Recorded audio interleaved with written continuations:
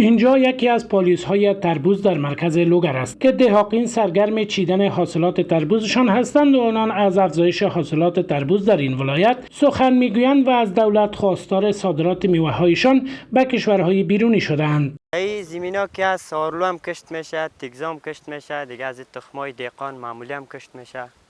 ماشاءالله خوب است، نسبت در سال امسال باز خوب است، تربوزش هم خوب است، دیگه لذت تربوز هم خوب است. سالور میاست تقریبا کیږي موږ دلته دغه فصل باندې شروع کړی ده او د فصل اول نه شروع نه موږ راغلی ابتدا نه تقریبا سالور 15 میاشتې نور هم دلته یو واته میاشتې موږ ته د کار زمینه ښه خوندوره برابر ده. بس نو همچنان کشاورزان از طعم و ذائقه و شیرینی تربوز لوگر خرسندی میکنند و میگویند که تربوز این ولایت از شهرت خاصی در بازارها برخوردار است. د لوگر خو ډیره ښه هندوانه ده ځکه چې کوم ځای اوبه ډیرې وي هندوانه خوږه راځي او ډیره ښه هندوانه ده، وزن هم زیات وي، 6 کیلو تر 10 کیلو پورې وزن پوره کوي.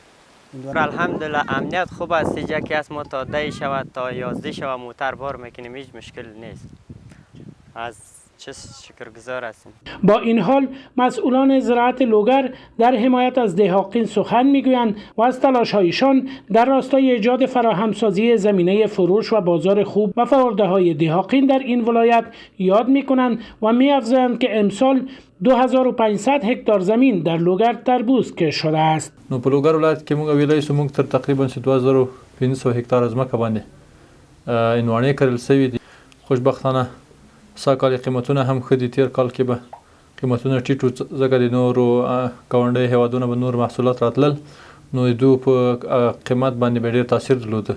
دهاقین در ولایت لوگر در حال از افزایش حاصلات تربوز خبر می‌دهند که به گفته مسئولان زراعت لوگر فرآورده‌های زراعتی به ویژه میوه‌جات تازه نسبت به سال گذشته رشد چشمگیر داشته است.